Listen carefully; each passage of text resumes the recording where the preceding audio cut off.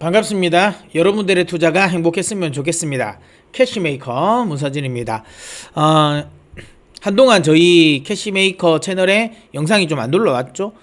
화요일인가? 화요일까지 영상이 올라왔다가 지금까지 계속 안 올라왔는데, 여러분들도 저희 영상을 많이 구독해 주시는 분들은 아시겠지만, 제가 이제 저희 회사가 휴가였습니다. 예, 일주일 동안 휴가를 가면서 편집자도 지금 휴가고 다 저희가 마쳤어요. 저희 직원들 연구원들 저까지 포함해서 다 휴가를 가면서 영상이 좀 안 올라왔는데, 이제 휴가를 갔다 왔기 때문에 이제는 특별한 이슈가 없습니다. 예, 회사에 특별한 이슈가 없기 때문에 열심히 한번 좀 달려보도록 하겠습니다.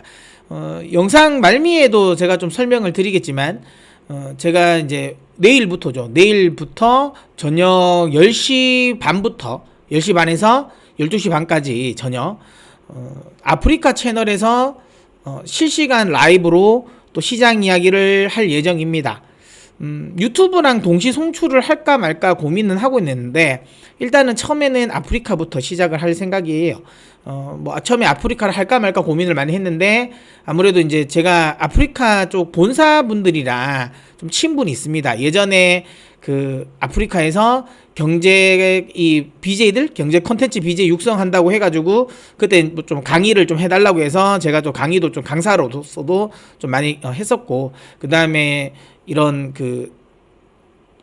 금융 관련 컨텐츠, 그 다음에 금융 관련 있었던 이런 여러 이벤트들이 있었거든요. 그때 제가 좀 많이 참석을 했었어요. 그러면서 제가 아프리카 쪽이랑 좀 이렇게 관계를 계속 이렇게 좀 좋게 맺고 있었는데, 때마침 아프리카에서도 이제 경제 채널을 조금 더 육성해보겠다라고 해서 저랑 같이 한번 해보자고 하시더라고요. 그래서 많은 고민 끝에 아프리카도 제가 열게가 되었습니다. 그래서 실시간으로 그때는 이제 어쨌든 소통을 할 예정이니까, 내일부터입니다. 내일부터 아프리카 채널에 오셔서, 아프리카 채널에 보면 검색에 캐시메이커 치시면 나올 거예요. 그래서 방송국 캐시메이커 뒤에 나중에 자세한 주소를 한번 밑에서 한번 적어 드리도록 하겠습니다. 고정 댓글란에. 그렇게 해서 그걸로 찾아 들어오시면 될 것 같아요. 그렇게 찾아 들어오시면 그러니까 월화수목 저녁 10시 반부터 12시 반까지 제가 아프리카에서 실시간으로 소통도 하면서 시장 이야기를 해볼 생각이니까 많이 참석해 주십시오. 주된 내용은, 그러니까 국내 시장 정리를 좀 해드릴 거고, 이슈가 있으면 그 이슈 정리도 해드릴 거고, 그 다음에 그달에 해외 선물, 그 다음에 해외 주식까지 전체적으로 이야기를 해주면서 진행을 해보도록 할 생각입니다. 제가 리딩을 하는 건 아닙니다. 이렇게 어떤 자리를 찍어 드린다라든지 그거는 아니고요. 그냥 전체적으로 시장 이야기를 하면서 여러분들과 소통하는 방송, 요렇게 만들어 나갈 테니까, 관심 있는 분들은 많이 좀 참석해 주십시오. 자, 그러면 이제 시장 한번 시장 이야기 한번, 다음 주 시장 전망 한번 해보도록 하겠습니다. 네, 휴가를 갔다 왔는데 너무 잘 먹어가지고 저 살이 좀 찐 것 같아요. 자, 저는 참고로 이번 주는 조금 속도 조절할 것 같습니다. 여전히 저는 상방농자입니다. 여전히 상방농자고, 시장은 상승한다라는 쪽이고, 뒤에도 말미에도 이야기 드리겠지만, 저는 시장은 바닥은 어느 정도 찍었다. 그러니까 우리가 6월 달에 봤던 나스닥 기준의 15,000은 볼 가능성은 크지 않지 않을까라는 생각을 하고 있는 사람이거든요. 여전히 전 상방 쪽에 좀 포지션을 두고 있어서, 계속 이제 강세로는 맞는데, 다만 다음 주 정도는 조금은 속도 조절은 있을 것 같다. 그러니까 시장이 여기 제목처럼 과속방지턱에 진입하는 구간이다. 우리가 과속방지턱을 지나가면 속도를 줄이잖아요. 근데 앞에 과속방지턱이 있다고 해가지고 후진을 하진 않잖아요. 돌아가야 되겠다라고 하진 않잖아요. 그러니까 물론 과속방지턱에 속도를 내는 사람도 있습니다. 근데 아시겠지만 과속방지턱은 무시하고 속도를 내버리면 사고가 날 수 있죠. 예, 자동차가 이렇게 점프를 해가지고 자동차가 박살날 수도 있는 거니까 확실하게 속도 조절을 할 가능성이 있다. 그리고 오히려 이런 과속방지턱에서는 속도 조절을 해주는 게 더 낫습니다. 과속을 그냥 그대로, 그러니까 이 속도를 그대로 유지한 채로 가버리면 오히려 멀리 못 가요. 그러니까 지금 현재 단기적으로 시장은 저는 조금 과매수권에 있다고 생각을 해요. 과매도는 저는 지났다고 봅니다. 나중에도 기술적으로도 설명을 드리겠지만, 코스피 기준으로든 나스닥 기준으로든 일단 슬로우 스토캐스틱 상에서의 과열은 지금 좀 꽤 있어요. 이게 강세장이면 과열권을 좀 오래 지속시킬 수 있거든요. 근데 저는 그러니까 추세 하락이 아니라는 거지. 그럼 지금 시장이 강세장이냐라고 하면 그거는 아니에요. 강세장은 아닌데 이제 그러니까 약세장을 조금 벗어나려고 하는 구간이니까 여전히 힘 자체가 아주 강력하진 않을 겁니다. 그렇기 때문에 속도를 아주 강하게 내버리면 오히려 부러질 가능성이 높다라고 생각하고 오히려 이럴 때는 조금 쉬어갈 가능성이 있다라고 보고 있어요. 그래서 감속할 수 있을 것 같다. 그러니까 상승 속도는 상승의 강도를 좀 누그러지고 또 눌림목도 좀 나올 수 있는 구간이긴 하지만 그렇다고 해서 시장이 후진하지는 않을 것 같다라는 겁니다. 일단 지난주에 있었던 경제 지표들 보면서 하나씩 설명을 해드리도록 하겠습니다. 일단 지금 현재 시장에서 가장 이슈가 되고 있는 거는 미국의 노동 지표죠. 노동시장 지표인데 보시면 고용 지표가 잘 나왔습니다. 아주 잘 나왔습니다. 시장의 예상치를 거의 2배 가까이 더블 스코어로 지금 뛰어넘었죠. 시장이 한 27만 명 정도 늘어날 거라고 봤는데 지금 거의 3만 명이죠. 52만 8천 명이니까 이만큼 증가를 했고 그 다음에 중요한 건 실업률이 지금 자체도 완전 고용이라고 생각했는데 보시는 것처럼 더 내렸어요. 3.5%까지 떨어졌습니다. 그러니까 이러다 보니까 시장에서는 굉장히 지금 미국 진짜 노동시장이 강력하구나라는 생각을 하고 이거는 뭐 경기 침체가 안 오는 거 아니냐? 어떤 사람들은 이미 경기 침체에 들어섰다고 했는데 이거는 경기 침체 아닌데 아직 한참 멀었는 것 같은데 오히려 더 경기 화랑 아니냐라고 생각을 하는 거죠. 경기에 대한 우려감이 많이 떨어졌습니다. 그 다음에 좀 특징적으로 볼만한 건 요 포인트라고 저는 봐요. 여기가 이제 팬데믹 이전에 이제 급감을 했다가 지금 야금 회복했죠. 그러면서 지금은 어때요? 결국은 팬데믹으로 잃었던 일자리가 다 회복됐어요. 완전히 회복이 돼버렸습니다. 요렇게 회복이 거의 수준이 다 왔죠. 다 회복했습니다. 그러다 보니까 노동시장은 아주 강력하고 이게 결국에는 이제 경기 침체에 대한 우려감은 쑥 들어간 거죠. 그렇게 결과가 나오고 있고요. 다만 이제 이렇게 또 시장이 요즘은 그렇잖아요. 그러니까 이연령 비연령이잖아. 귀에 걸면 귀걸이, 코에 걸면 코걸이고 결국에는 노동시장이 강력하다. 그러면 시장에서는 우리가 해석할 수 있는 건 두 가지잖아요. 야, 노동시장 장난 아닌데 결국에는 그러면 미국의 노동자들이 돈을 많이 버는 소비는 계속 줄지 않을 거야. 그러면 경기는 안 죽을 거야 라고 하는 거죠. 그러니까 자, 노동시장이 좋아지면 결국은 경기도 좋아지고 그렇게 된다면 어쨌든 주식시장도 좋은 거 아니냐? 라는 해석도 있을 수 있죠. 또 반대로 지금 현재 이제 조금 이야기가 나오는 건 노동시장이 좋으면 결국은 경기가 좋은 거고 경기가 좋으면 인플레는 안 잡히는 거고 이거 안 잡히는 거고 인플레가 안 잡히면 금리는 올라가겠네. 그러면 주식은 떨어지겠네. 이렇게 해석할 수도 있습니다. 그러니까 시장이 이걸로 반응할지 여기에 반응할지는 모르는데 제가 지난주에도 이야기를 드렸지 않습니까? 저는 시장이 이제는 좀 바뀐 것 같다라고 얘기했던 건 센티가 좀 바뀐 것 같다. 예전에는 부정적인 재료에 조금 더 민감하게 반응을 했다면 지금은 오히려 긍정적인 재료에 시장이 조금 더 반응을 한다라고 이야기 드리는 것처럼 똑같은 재료지만 오히려 호재성 뉴스를 찾아간다라고 했는데 금요일장도 저는 이랬다고 봐요. 물론 뭐 아주 강력하진 않는데 금요일장을 보신 분은 아시겠지만 사실 초반에는 떨어졌어요. 시장이 여기 보신 것처럼 나스닥을 뭐 기준으로 본다면 장 딱 시작하고는 훅 밀렸습니다. 나사 선물 같은 경우도 밀려서 시작을 했거든요. 쭉 밀렸는데 이걸 다 말아 올렸어요. 다 말아 올렸다라는 거죠. 다 말아 올렸다라는 거. 뭐 S&P 500 뭐 그다음 다우 역시도 괜찮았습니다. 딱 보시는 것처럼 쭉 빠졌다가 다시 다 말아 올리는 모습을 보였죠. 낙폭 자체도 크지 않았어요. 낙폭 자체도 크지 않았고 확실하게 시장 입장에서는 금리를 인상을 하겠네. 우리는 원래 50bp 정도 9월 달에는 인상할 줄 알았는데 이렇게 되면 75bp도 하겠다라는 쪽으로 걱정은 했지만 시장은 이거죠. 그래서 그렇지, 오케이, 75bp 할 것 같아. 근데 50bp나 75bp나 똑같은 거고 나중에 만약에 인플레이션 잡히면 제가 이제 연준의 통화 정책을 이야기를 할 때 약간 조삼모사가 될 수도 있다고 이야기했던 게 이거잖아요.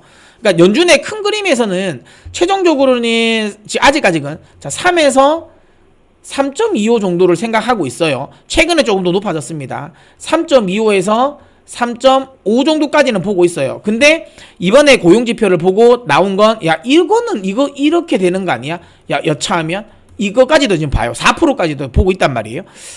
근데 저는 아직까지는 이걸로 봐요. 아직까지는 저 이 정도로 봅니다. 그러면 이거잖아요. 원래 계획은 지금 이제 기획이면 9월에 50bp, 그 다음에 11월에 25bp, 그 다음 12월에 25bp가 정상이에요. 그러면 이런 거예요. 만약에 9월에 75bp를 올려버려서 인플레를 꺾어버리면 그 다음에 어떻게 되겠어요? 당연히 11월 때 25bp를 하겠지만 그 다음에 연말에 이거 인플레이션이 잡힌다고 생각하면 이거 안 할 수도 있어요. 그래서 뭐 지금이 50bp냐 이 75bp냐는 진짜 의미가 없어요. 이 부분은 제가 계속 지금 이 시황 영상을 찍어 드릴 때마다 하는 말이에요.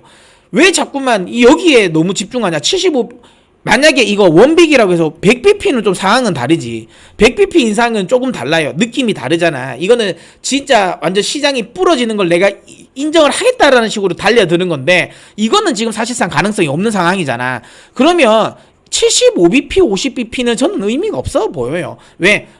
지금 75bp를 해도 아까 방금 이야기드린 것처럼 뒤에 가서 안 할 수도 있는 거예요. 그러니까 이거는 지금 왜 시장에서 계속 이런 포인트에 집중했냐면 시장 자체가 약세 마인드가 강했기 때문에 조그만한 이런 악재성 뉴스에 민감했기 때문에 여기 반응하는 거지 지금은 안 민감하단 말이야. 센티가 좀 바뀌었어요. 그러니까 예전에는 이런 거에 그러니까 너무 이제 센티가 안 좋을 때는 악재로 조그만한 거슬려도 막 악재로 생각했지만 지금은 조금 거슬리는 건 괜찮아. 지금 방금 제가 말한 것처럼 시장은 이렇게 생각할 거예요. 75bp 야 해도 돼. 알고 있어. 야 근데 어쨌든 그렇게 해서 물가 잡히면 야 연말에는 그럼 안 하겠지 라는 생각인 거예요. 그렇기 때문에 시장의 반응이 저렇게 나온 겁니다. 만약에 시장이 아주 내가 생각하기에 진짜 시장이 걱정했다. 연준이 아주 강력하게 스탠스를 그러니까 이 금리 인상 스탠스를 밀고 갈 거라는 걸 걱정했으면 75bp하고 그 다음에 야 또 50bp하고 야 그 다음 또 50bp 하는 거 아니냐라는 생각을 했겠죠. 그러면 급락이 나왔어요. 정상이에요. 근데 그렇게 급락이 안 나오고 오히려 말을 올렸다라는 것 자체는 그리고 최근 들어서 연준 위원들이 엄청나게 매파적으로 말하잖아요. 메리델리 그 샌프란시스코 연은 총재라든지 그 다음에 그 시카고 뭐 대표적인 그 비둘기잖아요. 시카고 연은 총재인 뭐 찰스 에반스 총재라든지 물론 이분은 뭐 그 보팅 멤버는 아니에요. 그 다음에 뭐 닐 카시카리 총재라든지 이런 엄청나게 강한 비둘기들도 지금 야 뭔 소리야 뭘 지금 벌써 그 페드 피봇을 이야기를 하니 안 한다니까. 아직까지는 우리 그냥 금리 인상 할 거라니까 내가 이야기했어요. 시장은 이미 알고 있다니까. 안 돌아설 걸 알아. 안 돌릴 거는 안다니까. 연준이 지금 당장 돌리지 않을 거라고 알고 있는 거예요. 그래서 다시 한번 말하지만 이게 너무 여러분들이 시장을 대응할 때 이 75bp 올린다는 거에 집중하시면 안 돼요. 그러면 어떻게 되냐면 이번에 만약에 그렇게 해서 어쨌든 제가 속도 조절은 나온다고 했는데 그 속도 조절은 저는 너무 빠르게 단기적으로 급등이 올라와서 눌림목이라는 거지. 이게 다시 한번 이 연준이 공격적인 이 금리 인상 스탠스를 취하기 때문에 시장은 다시 빠질 거야. 그렇게 다시 저점을 확인할 거야 라는 거는 아니라는 거예요. 자칫 잘못하면 어설프게 리스크 관리한다고 하다가 오히려 기회를 날릴 수 있으니까 이 부분을 저는 계속 이야기 드리는 겁니다. 지금은 도망갈 자리는 아닌 것 같다라는 생각을 해요. 자, 어쨌든 뭐 그렇게 해서 시장에서는 계속 지금 75bp 이야기도 막 나오면서 좀 우려감을 가지고는 있는데 저는 이거를 그렇게 부정적으로 볼 필요는 없지 않을까라고 생각을 합니다. 결과에 대한 해석이 그러니까 결과를 지금은 결과보다는 시장의 반응이 더 중요해요. 결과가 어떻게 나오냐. 왜냐하면 계속 이야기 드렸잖아. 이런 것들은 다 이연령 비연령이라니까. 코에 걸면 코걸이고 귀에 걸면 귀걸이에요.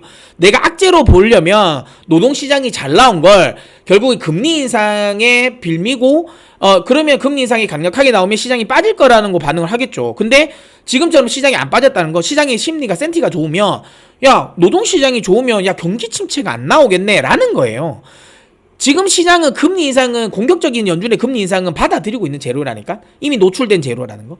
그러면 결국은 지금 시장이 겁나는 건 이런 과정에서 경기가 부러지냐 마냐가 중요한데 경기가 안 부러진 게 확인되면 저는 나쁘지 않다고 봅니다. 예, 나쁘지 않을 거라고 좀 보고 있고. 그래서 어쨌든 이번 이 노동 지표의 아니 고용 지표의 결과를 가지고 너무 지나치게 우려할 필요는 없지 않을까라는 거. 다만 이게 뒤에도 설명드리겠지만 단기적인 조정의 빌미는 될 수 있습니다. 왜냐하면 이게 실질적으로 너무 그러니까 안 좋게 나와서 그러니까 연준에 대한 금리 인상에 대한 우려감 때문에 쭉 밀린다라는 것보다는 원래 좀 밀려야 할 구간이에요. 원래 속도는 조절돼야 되는 구간인데 좋은 명분이 생긴 거예요. 그 정도의 저는 재료로 작용된다라고 보고 있어요. 자, 뭐 이 부분도 조금 거슬리긴 합니다. 눈에 거슬리긴 하는데 보시는 것처럼 임금 상승률이 잘 안 꺾여요. 이거 좀 꺾여주면 인플레이션에 조금 더 도움이 될 건데, 인플레이션 완화에 도움이 될 건데, 보시는 것처럼 예, 계속 지금 올라가고 있습니다. 예, 계속 올라가고 월 기준으로도 0.4% 이상 계속 상승을 하는 구조를 만들어 놓으니까 이걸 가지고 이제 인플레이션이 잘 안 잡히지 않나라는 부분이 나오고 있어요. 그 다음에 지금 이제 그러다 보니까 이 CPI 지표에 대해 7월 CPI 지표에 대한 걱정을 또 하더라고요. 저는 이거 제가 지난주 시장에서 이야기를 했었나? 제가 이제 ISM 제조업 지표에서 가격이 78.5에서 60으로 이렇게 급격하게 떨어진 거를 굉장히 저는 긍정적으로 해석한다라고 이야기 드렸죠. 그래서 이거 7월 CPI 생각보다 괜찮게 나올 수 있을 것 같은데 라고 이야기했던 거. 그 이유가 그건 거죠. 왜냐면 얘도 원래 그러니까 제가 이제 계속 3월부터 인플레이션 정점 찍었다. 계속 떨어진다. 그러면서 제가 이제 영상을 올려드렸잖아요. 곡물 빠질 거다 이야기했고, 유가, 원유도 빠질 거다 이야기했는데 지금 일단 다 왔어요. 다 떨어졌어요. 특히 전쟁 이전으로 떨어졌습니다. 맞죠? 예. 이전 수준까지 하락을 했어요. 요까지는 저희가 예상을 했죠. 그러면서 그런데 중요한 건 이게 실질적인 그러니까 지표에는 안 찍혔어요. 근데 우리가 흔히 CPI는 래깅이라고 하잖아요. 래깅 인덱스라고 하잖아. 그러니까 좀 시차가 있는 지표예요. 우리가 아시겠지만 막 원자재가 원가가 떨어졌다고 해가지고 그걸 판가에 바로 반영하진 않잖아요. 기업들이 뭐 그런 거에 영향이 있다고 보시면 돼요. 그래서 좀 인플레이션 같은 경우는 좀 뒤에 일단 소비자, 그러니까 이 지표, 경제 지표에 영향을 미치는 건데, 이게 7월에 영향을 미친 거예요. 그러니까 3월부터는 떨어졌는데, 이게 4월, 5월, 6월, 3개월 동안은 별 반응이 없다가, 이게 딱 7월에 3개월이 딱 지나고 나서 확 떨어진 거죠. 이게 이제 결국에는 이제 원가에, 그러니까 쉽게 말하면 이게 판가에, 기업의 판가에 전가가 된 겁니다. 아, 이거 생각보다 좀 많이 떨어진다. 이거는 뭐 이야기했지만 재고가 많이 쌓인 것도 영향이 있겠죠. 그래서 빨리 물건 떨이도 해야 되는 거고, 이 부분 역시도 뭐 제가 이전 영상에서 이야기 드렸죠. 인플레이션이 좀 완화가 될 수 있는 요인 중에 하나라고.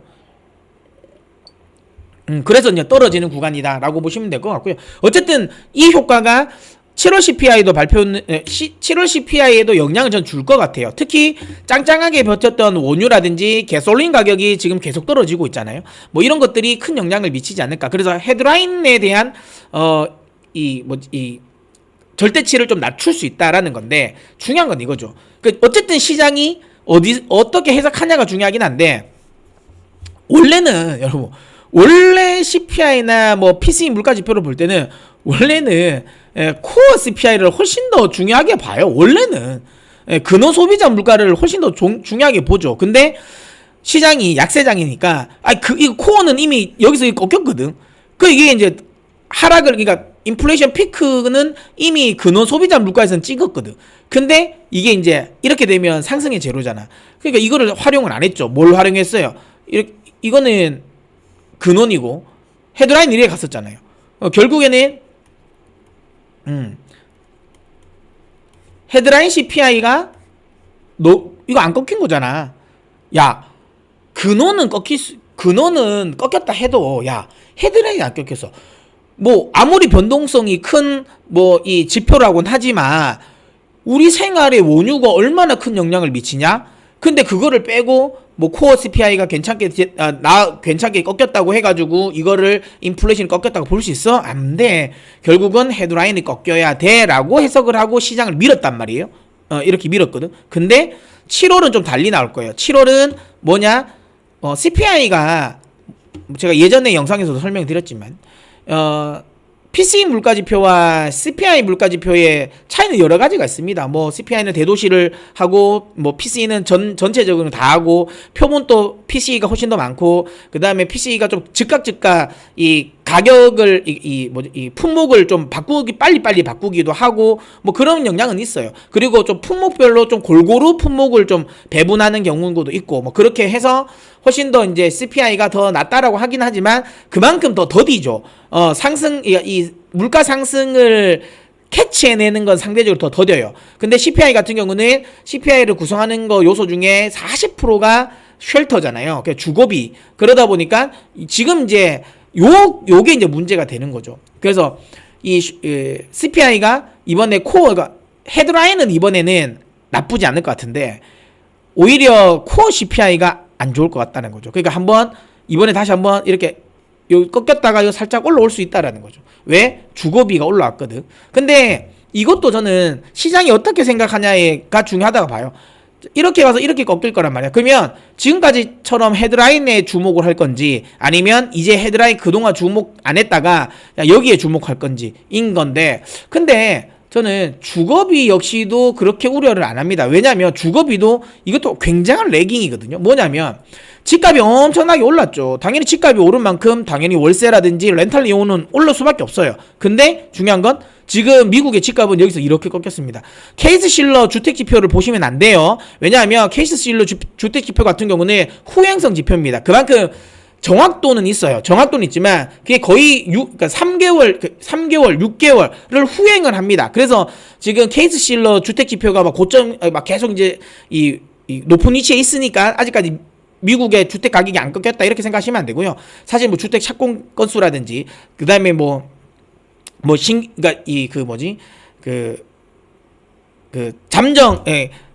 잠정 주택 매매 현황이라든지 뭐 신규 주택 매매 현황이라든지 이런 것들을 보셔야 되고 그래서 그쪽에서 전부 다 전체적으로 다 가격이 다 많이 꺾였습니다. 고점 대비 20% 정도. 특히 원래 좀 비쌌던 지역들, 샌프란시스코라든지 이런 지역들은 한 30% 가까이 많이 하락을 한 지역도 많아요. 그렇기 때문에 집값은 지금 미국 집값은 떨어지고 있어요. 그렇다면 이 주거비와 관련된 렌탈료도 시간차를 두고 떨어질 거예요. 그렇기 때문에 이것도 제가 보기에는 그렇게 장기적으로 물가를 끌어올릴 요인은 아닙니다. 결국은 떨어질 거거든요. 예, 떨어질 건 게 명확한 거니까. 그러니까 이런 것들을 보면 확실하게 인플레이션을 꺾이는데 이게 속도를 생각보다 빨리 안 꺾이니까 여기에 반응을 하냐 아니면 어쨌든 지금 꺾이고 피크는 맞다라고 반응을 하냐라는 쪽인데 저는 개인적으로는 인플레이션이 꺾인다라는 쪽에 반응을 할 것 같긴 해요. 다만 이번 주에 그렇게 반응하냐 이건 아닐 수도 있습니다. 왜냐하면 어쨌든 시장이 단기적으로 많이 올라왔기 때문에 전 다른 건 없어요. 시장이 단기적으로 많이 올라왔기 때문에 지금은 조정을 줄 수 있는 구간이다라는 거고 그렇게 조정을 주려면 그냥 아무 이유 없이 조정을 줄 수는 없잖아요. 매도를 치려면 매도에 맞는 이유가 필요한 거고 그러면 그 이유를 제가 보기에는 금리 인상과 그 다음에 이제 그러니까 고용 지표가 잘 나왔기 때문에 연준이 세게 금리를 올릴 거다. 그 다음에 이번에 CPI 지표가 발표되는데 저는 개인적으로 좋게 발표될 것 같아요. 그러니까 낮게. 근데 낮게 발표된다 하더라도 혹시라도 코어 CPI가 올라가면 이걸 또 빌미를 삼아서 차익 실현 매물이 나올 가능성은 있다라는 거예요. 그래서 확실하게 조금 이번에는 좀 눌릴 수 있는 구간은 맞습니다. 예, 그 구간은 맞다라고 보시면 되고요. 시장 입장에서도 요거를 계속 좀 두려워하는 건 이런 거죠. 벌써 지난주에 이게 이 페드 피봇이 슬금슬금 이야기가 나왔잖아요. 이거 금리 근데 이제 뭐 이거는 사실은 말이 안 됐어. 이거 말도 안 되는 거잖아. 우리는 알고 있잖아요. 이거 말도 안 됐다는 거. 예. 그렇게 근데 어쨌든 중요한 건 이번에 고용지표 나오고 나서 보시면 아시겠지만 75bp가 거의 70%입니다. 70%. 근데 시장에서 75bp 올릴 거라는 걸 거의 확신하고 있음에도 불구하고 시장은 안 빠졌어. 뉴욕 증시가 생각보다 안 빠졌어. 그 말은 이제 연준의 그러니까 금리 인상과 관련된 부분은 상당 부분 가격에 묻어났다라고 보셔야 될 것 같아요. 예, 그래서 이 부분을 너무 우려할 구간은 아니다라고 저는 생각을 하고 있고요. 그 다음에 이제 요즘에 바닥론이 좀 살살 또 나오고 있어요. 이건 뭐 저는 개인적으로 이미 저는 이쪽이 좀 동조하는 사람이니까 자꾸만 저는 이런 지표들을 가지고 나오긴 합니다. 근데 나는 시장을 좀 균형 있게 보고 싶다라고 하시는 분들은 뭐 저처럼 이런 강세론자 이야기도 들어보시고 약세론자 이야기들도 굉장히 많잖아요. 그럼 사실 지금은 강세론자보다 약세론자가 훨씬 많잖아. 예, 그러니까 그쪽 이야기를 좀 많이 들어보세요. 그래서 여러분들이 스스로 판단해 보십시오. 어쨌든 저는 시장은 좀 바닥은 좀 찍었다라는 쪽이고 저는 이쪽에 좀 동조를 합니다. 여기 보시면 이제 이 시장의 바닥은 이 연준이 금리를 최고점 딱 찍은 인상을 하기 6개월 전에 대체적으로 바닥이 나오더라라는 이야기입니다. 예, 그러니까 앞으로 지금부터 한 6개월이면 이제 12월이죠. 12월에 연준의 금리 인상을 마무리할 거고 이제 내년에는 금리를 동결, 그때부터는 동결, 그다음 좀 더 지나면 상황 보고 금리 인하를 할 거다라는 거잖아요. 그러니까 그렇게 따지면 시장은 항상 선행성 지표잖아. 주식이라는 거는 여러분 제가 저희 이제 연구원에게도 제가 이런 이야기를 좀 자주 좀 하는 편인데 이런 거를 저는 많이 이야기를 드리고 싶은 게 저도 이런 건 있어요. 제가 뭐 주니어 시절이나 뭐 이럴 때 보면 그러니까 많은 지표들을 해석을 다 합니다. 예. 많은 지표들을 뭐 나오면 하나하나 모든 체크를 다 합니다. 제가 예전에 요즘은 이제 뭐 제가 이제 이 회사를 차리고 나서는 못했긴 했어요. 왜냐면 뭐 이것저것 일이 너무 많아가지고 못했지만 한 10년 정도 제가 꾸준히 블로그를 제가 운영을 했었어요. 블로그에서 계속 글을 썼는데 10년 동안 썼는데 그때 이제 제가 제 초창기의 블로그 내용을 보면 진짜 거의 매일매일 나오는 그러니까 경제 지표를 다 해석해드리고 거기에 대해서 시장이 어떻게 한다고 엄청나게 이야기를 많이 코멘트를 달았거든요. 근데 지금 와서 제가 그걸 보면 조금 부끄럽긴 합니다. 왜냐하면 요즘은 제 시향을 저희 뭐 우리 회원들 보면 우리 고객들이 제가 시향 이야기를 할 때 큰 그림을 그리지 그 하나하나의 디테일을 제가 요즘에 잘 이야기는 하진 않아요. 그 이유가 뭐냐면 제가 이 지표를 다 안 보냐 그건 아니에요. 그건 아니고 지표 보는 건 똑같습니다. 시장 보는 건 똑같은데 이제 조금 더 연륜이 생기다 보니까 그걸 아는 거죠. 시장은 뭐 책도 있잖아요. 예. 그러니까 시장은 신호와 소음이라고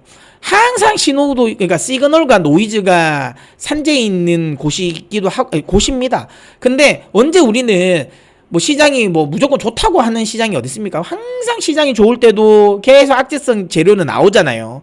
근데 이런 거를 매일매일 하나하나 모든 거에 민감하게 반응을 해버리면 시장을 투자를 못해요. 못합니다. 노이즈에 갇혀버리면 그러니까 제대로 된 시그널을 오히려 놓칩니다. 특히 이렇게 지금 발표되는 경제 지표들을 다 보면 어찌 보면 여러분 그러니까 주식이라는 것도 경제 지표 중에 하나잖아요. 맞잖아요. 경제 지표 중에 하나인데 대체적으로 경제 지표는 우리가 후행성 지표가 있고 그 다음에 동행성 지표가 있고 그 다음에 선행성 지표가 있잖아요. 제가 왜 뭐 이거는 제가 뭐 예전에 그 경제학 아카데미를 강의를 할 때 설명했던 이야기이긴 한데 왜 미국의 전체 산업에서 차지하는 비중은 서비스업이 훨씬 더 크잖아요. 이게 70%를 차지하는데 근데 왜 서비스업 지수보다 왜 30%밖에 안 되는 왜 제조업 지표를 왜 훨씬 더 중요하게 보냐라는 질문들이 제가 이런 이야기를 했죠. 그러니까 서비스업은 동행지수예요. 제조업은 선행성 지수입니다. 이게 무슨 말이냐면 서비스업 쉽게 말하면 이거죠. 우리가 외식을 하고 뭐 미용을 하고 그 다음에 뭐 이렇게 여행을 가고 하는 건 내 주머니에 실제로 돈이 들어와야 하는 행동이에요. 그러니까 내가 앞으로 한 4개월 후, 6개월 후에 좋아질 것 같아. 좋아질 것 같으니까 원래는 삼겹살 먹을 걸 내 소고기를 먹고 원래는 외식을 뭐 안 할 걸 외식을 하고 원래는 여행 안 갈 걸 여행을 미리 땡겨서 가고 그러진 않아요. 뭐 그런 사람도 있지만 근데 대체적으로는 소비는 그렇진 않아요. 그렇잖아. 우리가 그러니까 이런 것들을 이런 서비스 머리를 뭐 3-4개월 후에 좋아질 것 같으니까 우리 미리 더 깎고 막 이러진 않아. 파마를 미리 하고 이러진 않거든. 그래서 대체적으로 서비스업은 동행지수입니다. 실제로 경기가 좋아졌을 때 움직이고 실제로 경기가 나빠질 때 안 좋아지는 게 서비스업이에요. 근데 제조업은 아시겠지만 미리 예단을 해야 돼요. 왜냐하면 내가 자동차를 만드는 회사야. 근데 당장 지금 경기가 좋아요. 그래서 고객들이 막 몰려와. 실제로 주문을 막 내. 그러면 그 주문을 보고 이 자동차를 만들면 늦잖아. 인도를 못 하잖아요. 맞잖아요. 그렇게 하다가 나중에 경기 침체해버리면 팔 때 제대로 못 팔아버리고 그냥 다시 또 경기 침체 와버리면 그거 다 재고로 다 쌓이니까. 그러니까 대체적으로 이 제조업 같은 경우는 미리 경기를 예상을 합니다. 그래서 앞으로 한 6개월 정도, 6개월 후에 경기가 안 좋을 것 같다고 하면 미리 이제 재고 조정을 하면서 생산을 줄이고, 앞으로 한 6개월 후에 경기가 좋다고 생각하면 미리 늘려놓는 거죠. 그러니까 중요한 건 제조업 지표는 그래서 선행성을 띠는 거예요. 그러니까 우리는 제조업을 훨씬 더 중요하게 보는 거죠. 왜? 경제 지표를 보는 이유가 뭡니까? 이유는 우리가 당장에 지금 경기가 어떤 걸 보려고 하는 게 아니잖아요. 앞으로 어떻게 될 건지를 예측하기 위해서 경제 지표를 보는 경우가 많잖아요. 물론 뭐 당장의 것도 보고 싶어 하긴 하지만 대체적으로 우리가 주식을 투자를 할 때 이 경제 지표를 보는 거는 앞으로 어떻게 될지를 예상을 하기 위해서 보는 거잖아요. 그렇기 때문에 선행성이 중요한데, 자, 이런 많은 이제 지표 중에, 이런 경제 지표에 주식도 지표 중에 하나예요. 선행성 지표예요. 그러니까 주식도 선행성 지표인데, 주식은 선행성 지표 중에서도 제일 선행하는 지표예요. 우리가 흔히 제일 말하는 거 있잖아. 킹 반영이라는 거. 이거 있잖아. 이거 진짜 완전 모든 거의 치트키 아닙니까? 야, 이거 왜 떨어져? 야, 선반영. 안 좋을 거 선반영. 야, 왜 올라? 야, 미리 오를 거. 기업 실적 좋을 거에 또 선반영. 이런 거잖아, 지금. 그러니까 주식이라는 건 항상 모든 이런 어떤 경제 지표보다 굉장히 선행하는 지표예요. 자, 그러면 그런 굉장히 선행하는 지표를 나놓고 그거를 예측하기 위해서 동행 지표를 자꾸만 보면 이게 미스가 날 수밖에 없어요. 미스가 날 수밖에. 그렇기 때문에 그때 나오는 지표를 너무 하나하나 일일이 이 민감하게 반응을 할 이유는 전혀 없어요. 그러면 주식 못 합니다. 그럼 단타밖에 못 해. 무슨 말인지 아시겠죠? 그러니까 장기 투자를 하긴 좀 어렵습니다. 추세 매매 이런 거 좀 하기 어렵고, 단타는 뭐 그렇게 하면 맞겠지. 근데 좀 추세 추종을 하시는 분들이라든지 아니면 뭐 좀 장기 투자 하시는 분들은 너무 모든 이벤트에 대응하지 마셔라라는 거. 예. 그렇게 이야기 좀 많이 하고 있습니다. 근데 이게 잘 안 될 거예요, 처음에는. 나중에 하다 보면 그렇게 해석했던 게 좀 무의미하구나라는 걸 느낄 겁니다. 그래서 하지만 어쨌든 저는 지금 생각합니다. 그래서 너무 모든 지표에 일일이 반응할 필요는 없고, 큰 추세가 바뀌었냐 안 바뀌었냐가 중요하다고 보거든요. 저는 근데 이제 좀 그러니까 이렇게 돌아선 것 같긴 해요. 그러니까 이렇게 큰 흐름이 이렇게 돌아서는 거. 그러니까 물론 장단기 금리 차 역전이라든지 이런 식의 것들은 사실상은 좀 선행성을 띠는 게 맞습니다. 좀 중요하게 봐야 되는 건데, 그것도 사실 조건들이 있는 거잖아요. 우리가 흔히 말하면 된장찌개가 맛있다. 근데 뭐든 다 해서 주는 된장찌개니까 된장을 넣으면 맛있다. 예. 근데 중요한 건 된장찌개가 맛있다는 건 알겠지만, 된장을 그렇다고 해서 많이 넣는다고 된장찌개가 맛있어지는 건 아니잖아요. 그러니까 장단기 금리차가 역전이 되는 흐름 맞아. 경기 침체가 오는 건 맞는데, 근데 그때 세부적인 요소는 그게 맞냐 안 맞냐를 봐야 되는 거야. 된장찌개가 맛있는 건 된장을 많이 넣는 게 아니라 그 된장이랑 물의 비율이라든지 소금의 비율이라든지 이런 것들이 좀 적절하게 이게 좀 만들어졌을 때 딱 그 맛이 나는 것처럼, 시장이 상승이든 하락이든 나올 거는 단순히 한두 지표를 가지고 해석하기는 어렵습니다. 그러니까 장단기 금리차가 역전됐지만 장단기 금리차 역전만으로 가지고 해석하기보다는, 자, 그렇게 역전됐을 때 침체가 왔는데 그 침체 왔을 때 조건이 지금이 맞냐 안 맞냐인데 보면 아니잖아. 그때 장단기 금리차 역전 왔을 때에 고용 지표들이 이렇게 좋아진 적은 없잖아요. 예. 그 다음에 기업 실적이 이렇게까지 다시 안 꺾이진 않거든. 그런 것들을 보는 거지. 장단기 금리차 역전되는 과정에서 고용시장이 눌리거나 아니면 기업의 실적이 확 꺾이거나 이런 시기까지 나오면 이건 확실하게 위험 신호가 맞다라고 해석하시지만, 지금은 그런 건 아닌 것 같아요. 물론 퍼즐이 아예 하나도 안 맞아지진 않지만, 그러니까 이 시장 하락에 경기 침체에 그렇다고 해가지고 반만 맞는 걸 가지고 아예 그냥 확신해서 하방을 때리는 건 전 위험하지 않나라는 생각을 합니다. 예. 어쨌든 저는 강세론자니까. 그래서 이런 바닥론도 설설 나오고 있다. 이런 거 참고해 주시면 좋을 것 같아요. 어쨌든 주식은 선행이니까 앞으로 12월에 만약에 연준이 금리 인상을 마무리한다면 지금이 바닥이라는 거죠. 자, 그렇습니다. 그렇게 해서 어쨌든 저는 지금은 시장의 심리가 좀 바뀌어 있는 상황이다라고 보고 있고, 저는 이제는 약세보다는 조금 더 강세 쪽에 포지션이 두는 게 맞지 않나라고 생각을 합니다. 지금까지 시장은 요랬어요. 그러니까 시장은 이렇게 두 가지 시나리오가 있잖아요. 이렇게 1번과 2번의 시나리오인데 이런 거죠. 지금까지는 인플레가 심화가 되고, 그러니까 금리를 인상을 하죠. 그러니까 경기 침체가 오니까 주가는 하락한다. 여기에 이 메커니즘이었어. 이 프로세스대로 시장을 움직였어요. 근데 지금은 조금 바뀔 것 같아요. 그러니까 야 경기가 침체돼? 야, 그럼 인플레가 완화되는 거 아니야? 최근에 뭐 원유라든지 이런 것들이 대부분 이제 이 내구재의 그 이 재고가 많이 쌓인 거 뭐 이런 것들 뭐 이런 거 보고 인플레가 완화되는 거 아니야? 야 인플레가 완화되면 야 금리 인하하는 거 아니야? 야 금리 인하하면 결국 주식 상승하는 거 아니냐? 이런 쪽으로. 그러니까 이게 원래 상반기에는 없었나요? 다 있었어. 근데 시장이 어디에 반응하냐가 중요한 거잖아. 근데 시장은 지금은 상반기 여기에 반응했다면 하반기는 여기에 반응할 것 같다라는 생각을 합니다. 그래서 저는 여전히 상방 쪽에 좀 포지션을 두는 게 더 맞다라고 보고요. 다만 이제 이번 주는 좀 조심은 할 수 있는 구간인 것 같다라는 거죠. 근데 그게 조심을 해야 된다고 해가지고 시장이 추세적인 하락을 한다라는 건 아니고요. 단기적인 조정이 눌림목은 좀 나올 수 있는 구간이다라고 저는 생각을 합니다. 이걸 이렇게 보면 기술적으로 보면 이겁니다. 저는 나스닥을 좀 기준으로 많이 봅니다. 제가 뭐 해외 주식 우리가 좀 주력으로 하고 있기도 하고, 그 다음에 어쨌든 시장의 지금의 또 이거 밸류에이션에 대한 부담이 가장 크고 너무 비싸다라는 거, 거기에 어쨌든 이 버블의 핵심은 나스닥이잖아요. 글로벌 증시에서. 그러다 보니까 나스닥이 저는 기준이라고 생각하는데요. 이거예요. 지금은 저는 여전히 아직까지 베어마켓 랠리가 맞다고 봅니다. 예, 저는 거기에는 아직까지 이견은 달지 않았나요. 여기 보시는 것처럼 이렇게 하락을 했잖아요. 그러다가 여기 반등이 나왔죠. 1차 반등이 나왔어요. 근데 여기 반등 나오고 떨어진 거죠. 하락을 했고, 그 다음에 2차 반등은 1차 반등보다는 더 많이 나왔습니다. 맞죠? 더 많은 반등이 나왔지만 여기서 이게 깨지니까 더 많은 깊은 하락이 나왔죠. 그 다음 여기서 또다시 반등 나오고 짧은 반등이 나오고 그 다음에 다시 하락을 했고, 그럼 다시 이때처럼 똑같은 거예요. 이때처럼 똑같은 반등이 나왔어요. 이 첫 번째 반등보다. 세 번째 반등보다는 조금 센 네 번째 반등이 나왔습니다. 자, 그러면 이제 지금 구간에서는 중요한 시점이 나온 거죠. 여기 차트적으로 보더라도 이게 만약에 이럴 수도 있잖아. 다시 이게 이렇게 내려가는 흐름일 수도 있잖아요. 이 흐름일 수도 있는 거잖아, 지금이. 그러니까 여기서 만약에 베어마켓 랠리가 마무리되는 시점일 수도 있어. 이거 누구도 모르는 거죠. 근데 이건 있어. 만약에 차트적으로 본다면 요게 무너지지 않으면 전 된다고 보는 건데, 어쨌든 이게 저는 개인적으로 이제 베어마켓 랠리도 마무리됐다라고 저는 봅니다.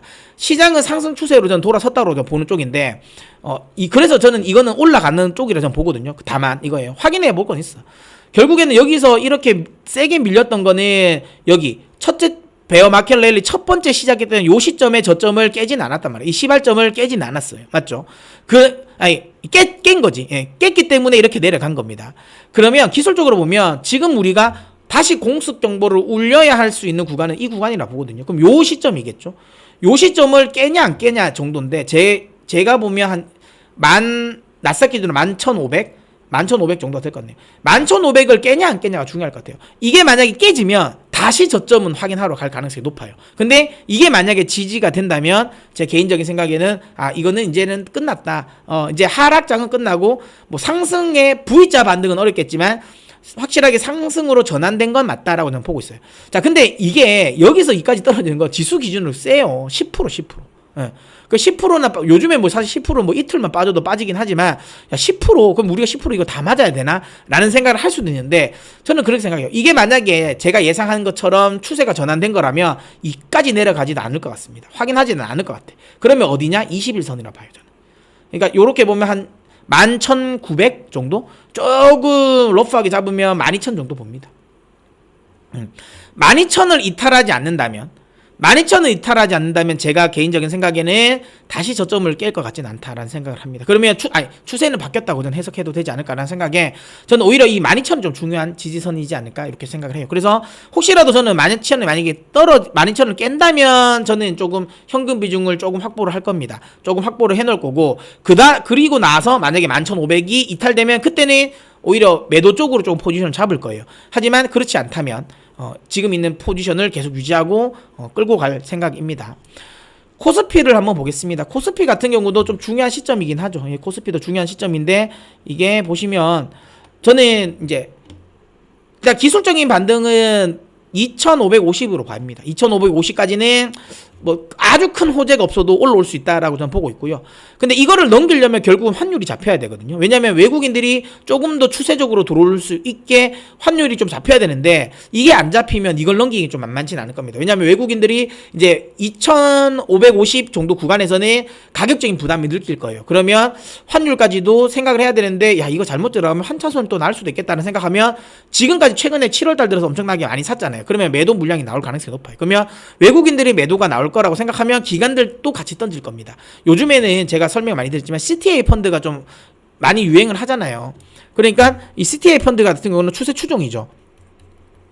추세 추종 펀드인데 그 추세 추종을 하지만 그러니까 사람의 생각은 좀 많이 빼죠. 로보어드바이저를 통해서 매매를 하다 보니까 올라가면 계속 찍고 위로 찍고 떨어지면 계속 밑으로 찍습니다. 예, 이런 식으로 나오기 때문에 여기서 추세가 이렇게 딱 전환돼 버리면 예, 오히려 또 CTA 펀드에서 매도가 많이 나올 수도 있어요. 지금은 상황이 요거는 좀 조심해야 되는 구간이다라는 거고. 근데 어쨌든 저는 그걸 꺾을 것 같지는 아직은 않습니다. 하지만 이거를 넘기기에는 조금은 좀 부족하다 아직까지는. 하지만 2550까지는 그래도 우리 시장도 좀 열려있지 않을까. 요거는 요 위로 올리기 위해서는 환율을 좀 봐야 될 것 같고요. 그 전까지는 한 2550 정도까지 본다. 만약에 근데 여기서 조정을 주면 이야기 된 것처럼 중요한 조정선은 여기입니다.